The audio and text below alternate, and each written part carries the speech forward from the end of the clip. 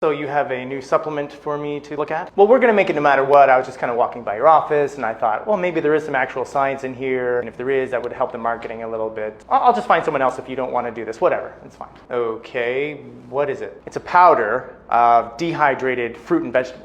Oh, you mean like Greens Plus? No, it's a greens powder and it has vitamins and minerals. You mean like Greens Plus? And we're also going to put adaptogens in there. I'm quite sure Greens Plus has adaptogens in it. I'm going to have to ask you to get all the way off my back about this Greens Plus thing. Okay, what are you going to call it? Unclear, but we're going to give it a really cool name like Super Greens or Jock Greens or something like that. That will work. The public will pretty much buy anything. That is true. So what do you need from me? Check out the ingredients and see if we can make any super duper claims. Geez, there's a lot of stuff in here. Some of the stuff has no science behind it. What if these ingredients like block each other or are harmful in combination? Whoops. Whoopsie. You're not even giving me the doses of half this stuff. You're just lumping a bunch of things together. Is that even legal? Yeah, we were going to be really clear on the label, but then money happened. Right. Well, you definitely can't make any claims. Sure we can. Well, you could, I guess, if you put like an asterisk around every single claim, and then there's going to be asterisks all over your website and your marketing. Asterisks are tight.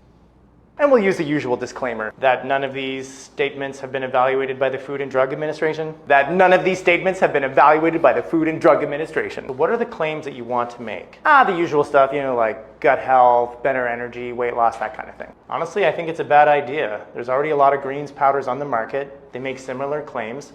It's going to be impossible to sell this. Actually, it's going to be super easy, barely an inconvenience. We've got all this venture capital money and we're going to spend most of that on marketing, and then the markup we're going to make on the product is going to be like absolutely huge. We're all going to make a ton of money. Awesome. Oh, sorry, yeah, not you. Just like myself and the investors will make the money. You'll just get your salary. Oh, dang. Whoops. Whoopsie. Yeah, we'll get some big names to back us like Andrew Huberman and like Lewis Hamilton, stuff like that. Isn't he like not scientific anymore? No, he's super scientific. I listen to his stuff like every day. Him and Joe Rogan, I totally live by what they say.